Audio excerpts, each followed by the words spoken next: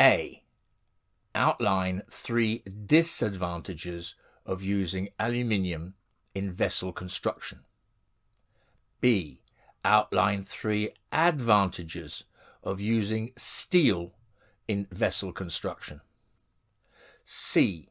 Outline 4 conditions necessary in the preparation of steel surfaces prior to painting to ensure a good surface finish.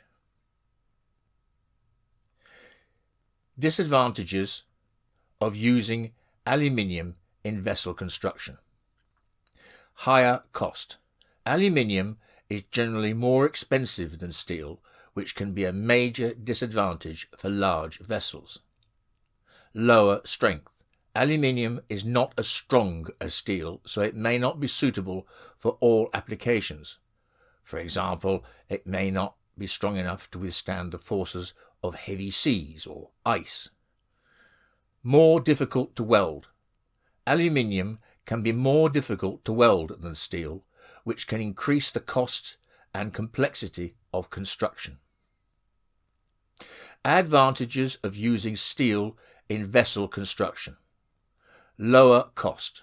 Steel is generally less expensive than aluminium, which can be a major advantage for large vessels. Higher strength. Steel is stronger than aluminium, so it is better suited for applications where strength is important. Easier to weld. Steel is easier to weld than aluminium, which can reduce the cost and complexity of construction. Conditions necessary for preparing steel surfaces prior to painting. Surface must be clean and free of dirt, grease and oil. This is essential for ensuring that the paint adheres properly to the steel. The surface must be rough enough to provide a good tooth or key for the paint. This can be achieved by sandblasting or other methods. Surface must be dry. Moisture can prevent the paint from adhering properly. The steel must be at the correct temperature. Painting should not be done if the steel is too hot or too cold. With reference to the case hardening of bearing journals. A. Explain why this process may be carried out. B. Describe each of the following processes: induction hardening and nitriding. C. Explain why the processes described in Part B are best suited to this application. A. Reasons for case hardening. Case hardening is often applied to bearing journals for several key reasons. Improved surface hardness. The outer layer of the journal is significantly hardened, enhancing its resistance to wear and tear from rolling contact with other bearing components. This reduces friction and prolongs the lifespan of the bearing. Fatigue resistance. Case hardening strengthens the surface against subsurface stresses and cracks caused by repeated loading and unloading. This improves the bearing's resistance to fatigue failure, a common cause of bearing degradation. Toughness retention. While the surface is hardened, the core of the journal remains relatively soft and tough. This combination maintains the bearing's shock absorption capability and prevents brittle failure under high impact loads. Reduced friction. The hardened surface offers smoother contact with other bearing components, leading to reduced friction and heat generation. This can improve energy efficient and operational temperature control within the bearing system. B. Heat treatment processes. 1. Induction hardening. The process. An alternating current coil generates an electromagnetic field that induces localized heating in the journal surface. This allows for precise control of the hardened zone depth and temperature. Quenching can be done with water, oil, or even air, depending on the desired properties. Its advantages: has highly localized heating, minimizes distortion and the heat affected zone, ideal for bearing journals. Fast heating and quenching offer excellent process control and repeatability. It can be easily automated for consistent results. Nitriding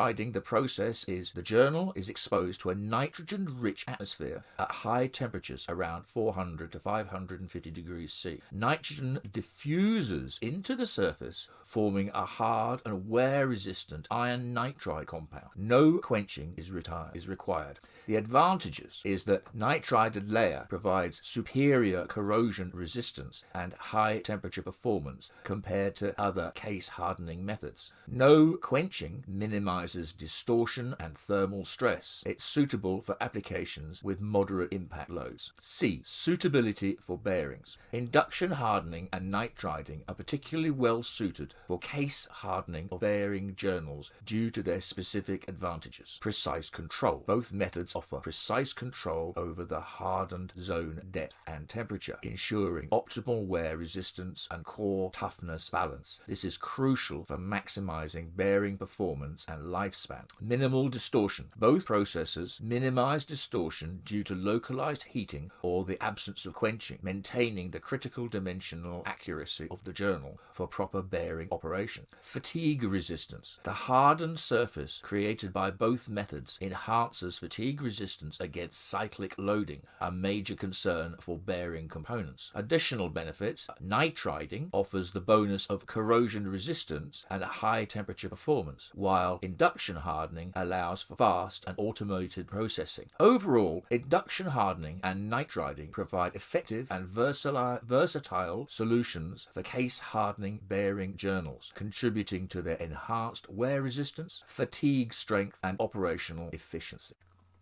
A. Explain each of the following terms. 1. Plasticity. 2. Shear stress. 3. Young's modulus. 4. Safety coefficient, factor of safety. B. State 2 factors that may influence the safety coefficient in operation. A. Definitions. 1. Plasticity. The property of a material to undergo permanent deformation under stress. Unlike elastic materials that return to their original shape after stress is removed, plastic materials retain a portion of the deformation. Imagine bending a paperclip. It retains the bend after you let go. 2. Shear stress. The stress that tends to slide or distort one part of a material relative to another along a parallel plane. Picture sliding two books against each other, causing them to shear and potentially tear. 3. Young's modulus, also known as the elastic modulus. It measures the stiffness of a material. It quantifies the relationship between stress and strain within the elastic range, where deformation is temporary. A higher Young's modulus indicates a stiffer material that requires more force to deform a given amount. Think of a stiff beam compared to a limp noodle. 4. Safety coefficient, factor of safety. A factor applied to the design load of a component to ensure it has sufficient strength to handle actual operating conditions, with a buffer against unexpected stresses or material imperfections. It acts as a safeguard against component failure and associated risks. Imagine adding extra bricks to a bridge design to ensure it can safely support cars and trucks. B. Factors influencing safety coefficient. 1. Operating conditions.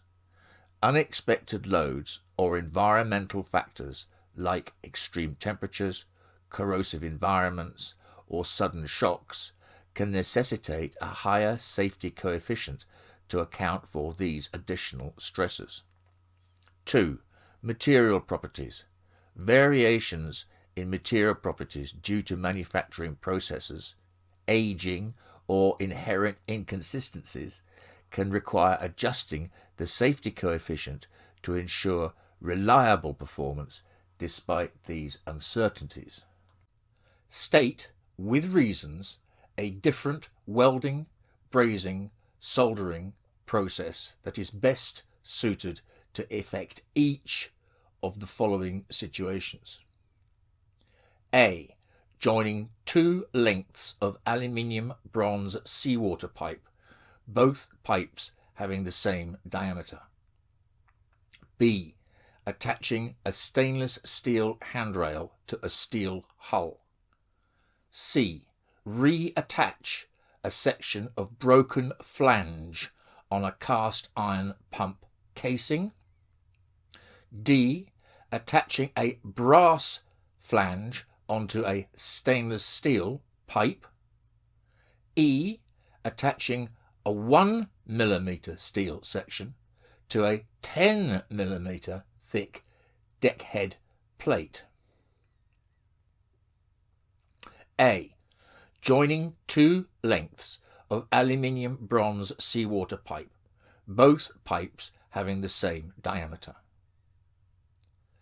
The best process for this situation is gas tungsten arc welding, GTAW, also known as TIG welding.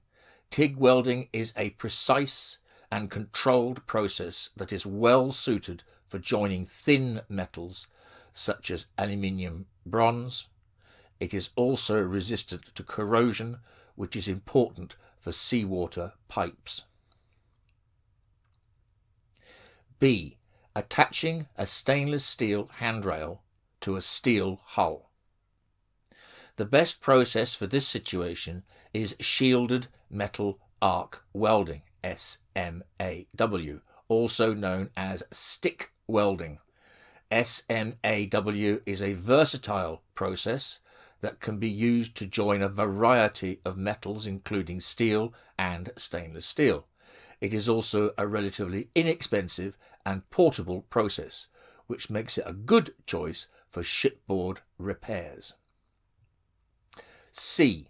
Reattaching a section of broken flange on a cast iron pump casing. The best process for this situation is brazing. Brazing uses a filler metal that has a lower melting point than the base metals. This allows the filler metal to melt and flow into the joint without melting the base metals. Brazing is a good choice for cast iron because it is less likely to cause cracking. D. Attaching a brass flange onto a stainless steel pipe. The best process for this situation is silver soldering. Silver solder is a type of solder that has a high melting point and is very strong. It is a good choice for joining dissimilar metals such as brass and stainless steel. E. Attaching a 1 mm steel section to a 10 mm thick deckhead plate.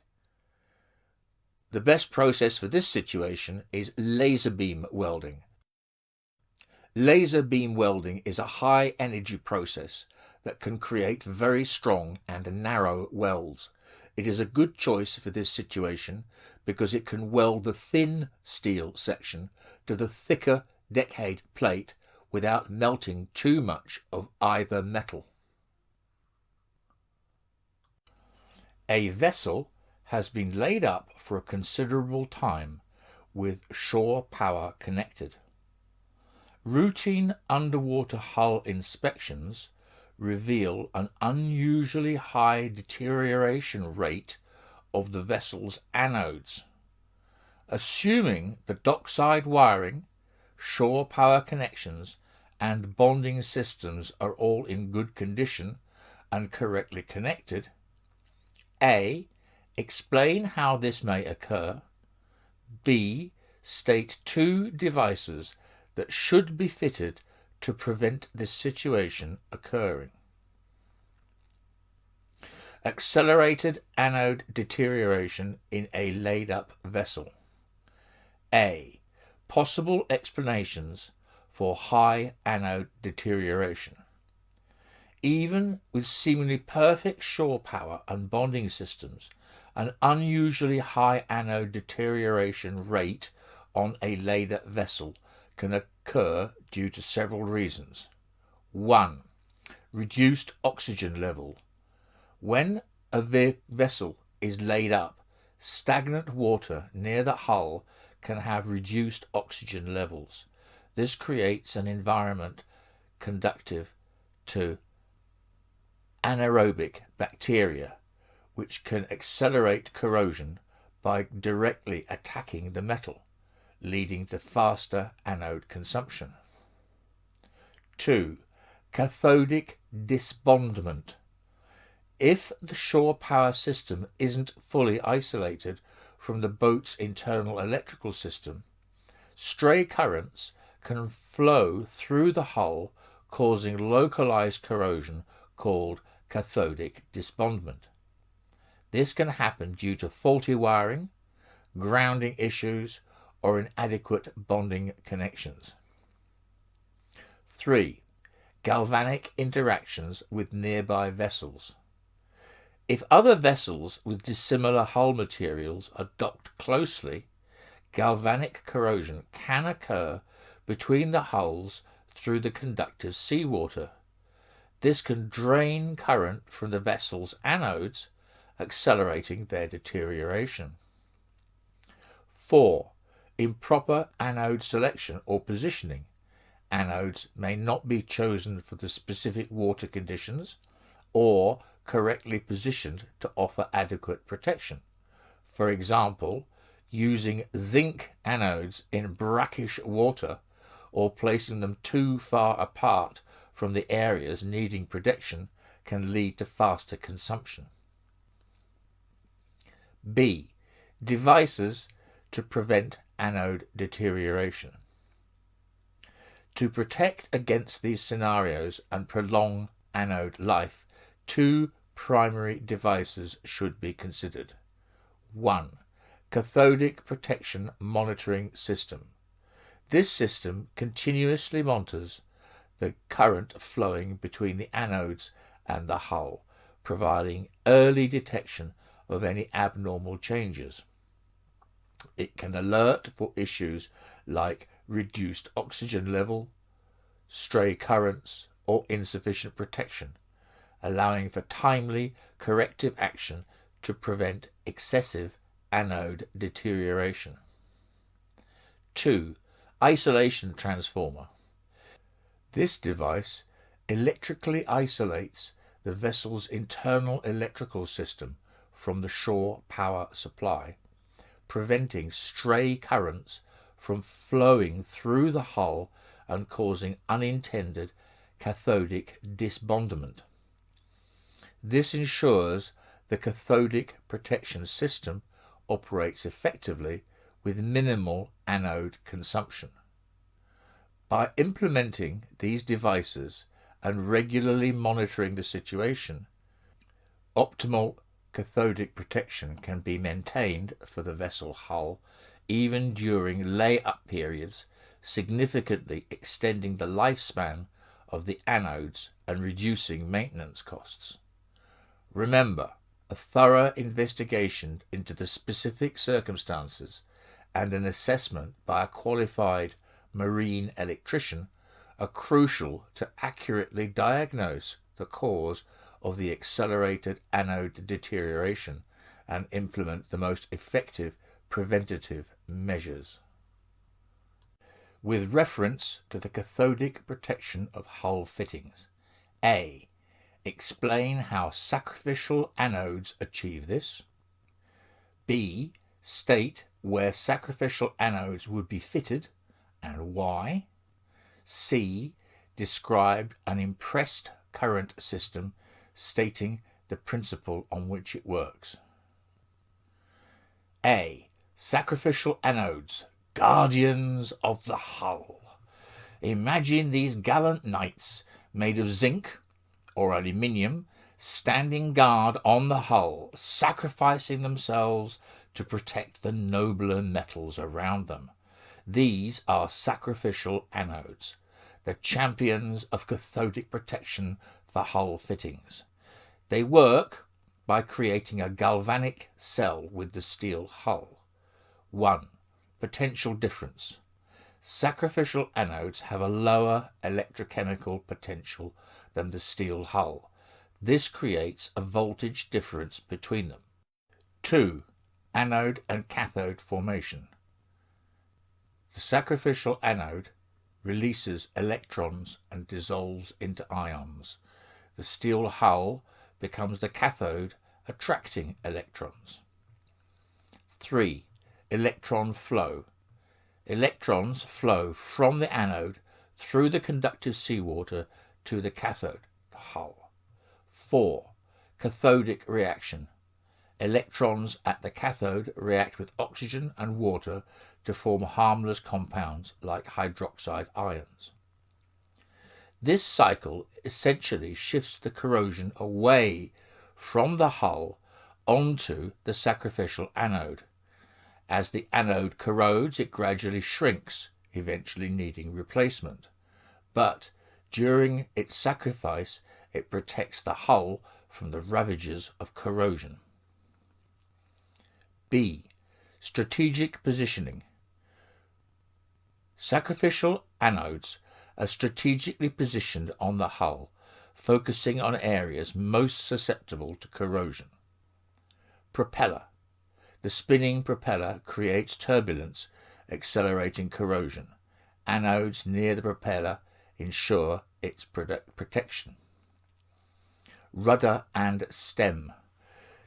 These areas experience high water flow and stress, making them vulnerable. Strategically placed anodes shield them. Seawater inlets and outlets. Where water enters and exits the hull, corrosion risk is high. Anodes protect these crucial points. Bilge keels. These protrusions on the hull bottom are prone to corrosion, and anodes strategically placed underneath offer protection. By placing anodes in these vulnerable areas, we ensure that the vital parts of the hull remain shielded from corrosion, extending their lifespan and safeguarding the vehicle's integrity. For situations where sacrificial anodes aren't sufficient, or for more precise control, an impressed circuit system can be employed. This system operates based on the same principle of cathodic protection, but uses an external power source. 1. Reference electrode. A reference electrode measures the hull potential against seawater. 2. Control unit. The control unit analyzes the potential and adjusts the current output from a DC power source. 3. Anode. A specially designed anode, often made of platinum or graphite, releases current into the seawater. 4. Electron flow. The current flows from the anode through the seawater to the hull, making it the cathode. 5. Cathodic reaction. Similar to sacrificial anodes, electrons on the hull react with oxygen and water to form harmless compounds. By adjusting the current output, the system can precisely control the cathodic protection over the entire hull surface. This offers advantages like tailored protection. Adjusting the current allows for customized protection for different hull areas and materials. Longer anode life. Impressed current systems can use non-sacrificial anodes which last much longer than sacrificial ones. Remote monitoring. The systems can be monitored and controlled remotely, simplifying maintenance and adjustments. However, impressed current systems are more complex and require additional maintenance compared to sacrificial anodes.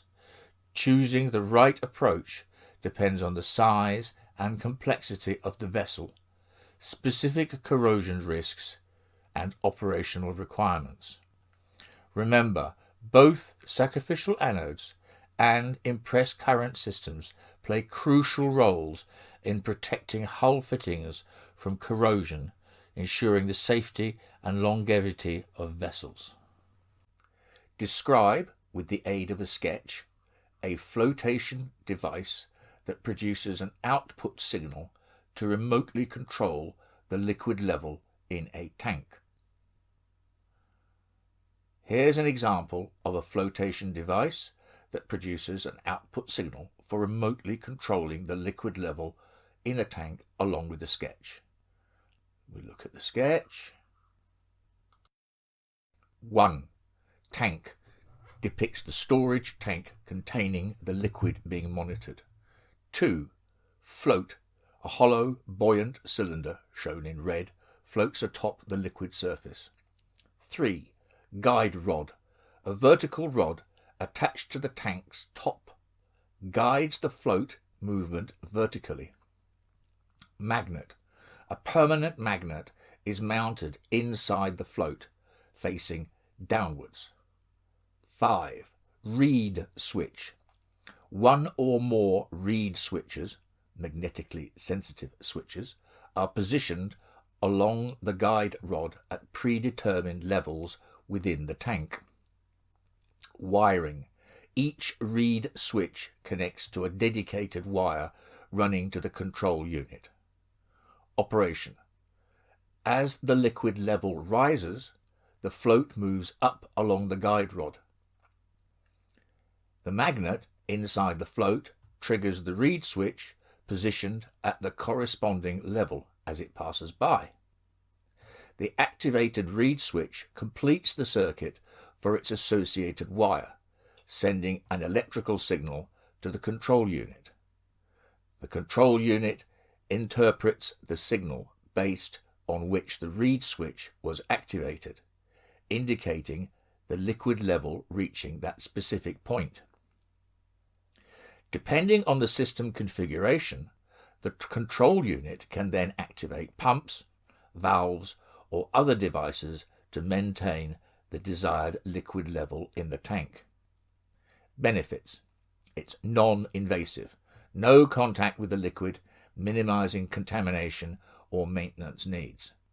Reliable, simple and robust design with minimal moving parts. Customizable, multiple reed switches can be used to create multi-level control. Limitations. Accuracy, limited to discrete level readings at the position of the reed switches.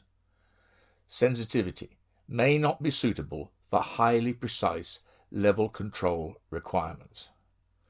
Choosing the right type of flotation device depends on factors like desired level control precision, system complexity, and cost considerations.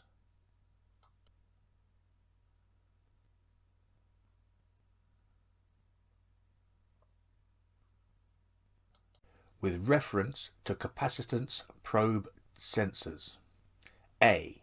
Describe, with the aid of a sketch, how a capacitance probe produces an output which can be used to measure the liquid level in a tank.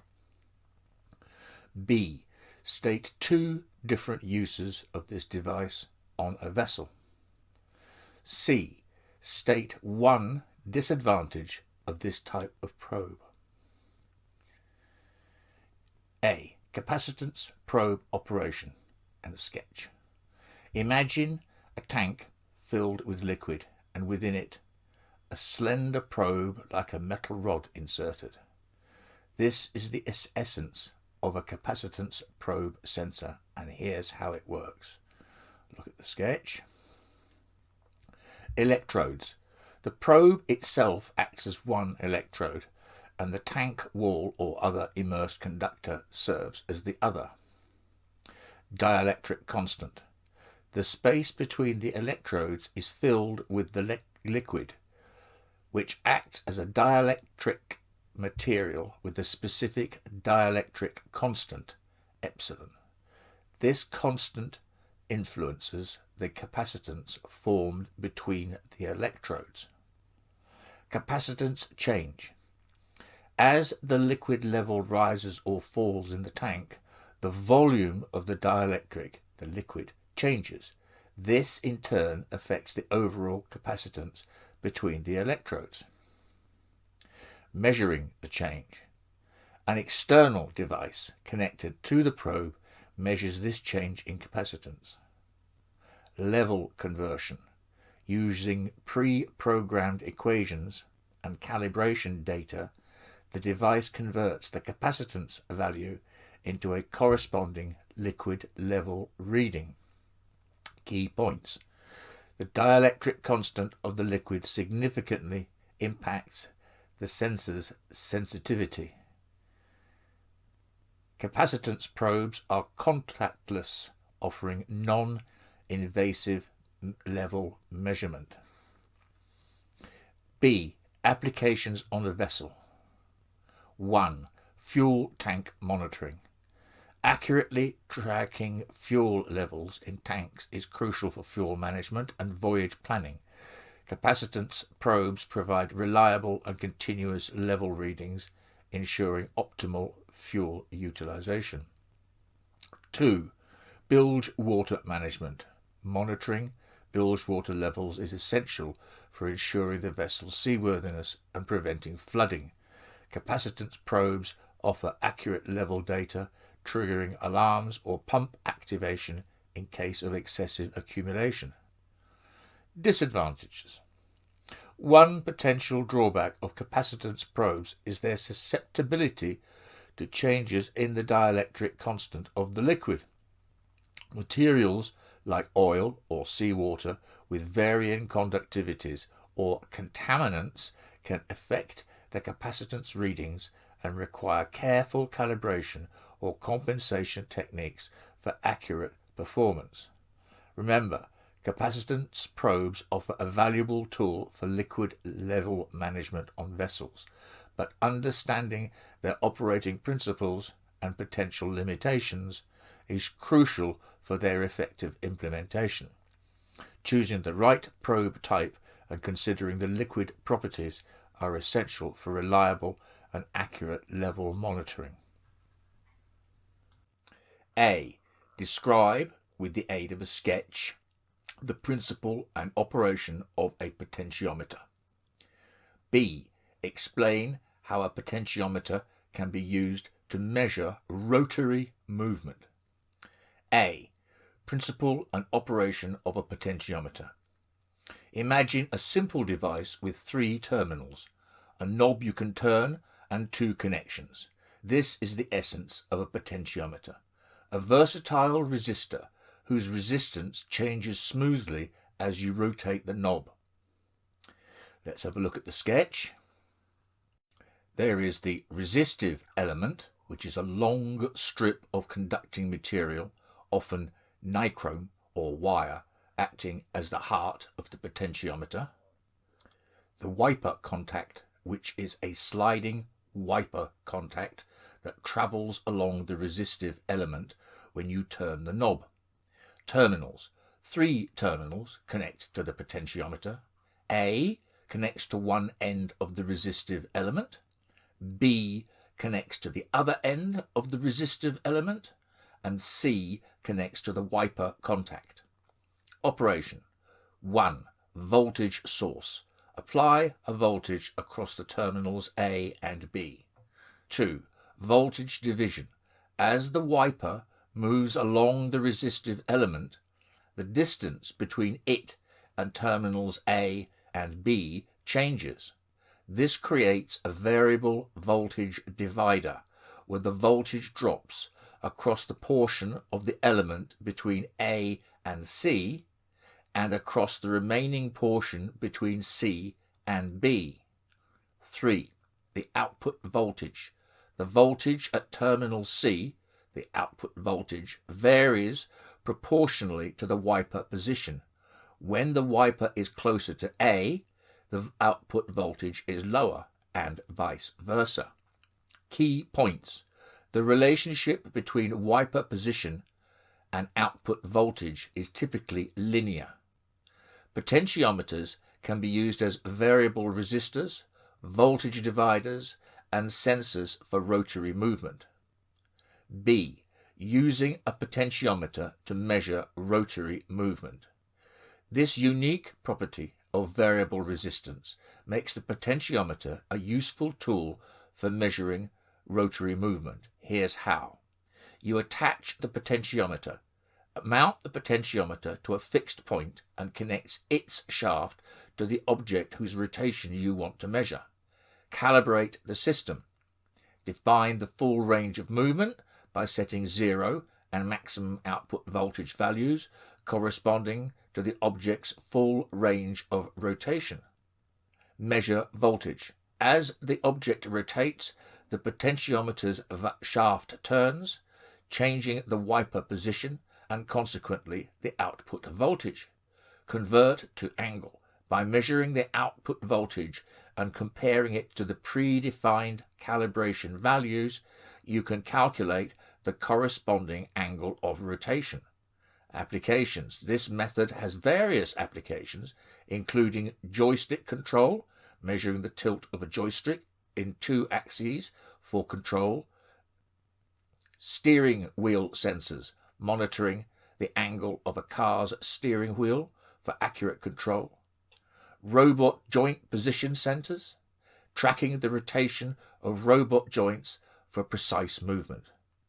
Remember, potentiometers offer a simple and reliable way to convert rotary movement into an electrical signal for measurement and control purposes.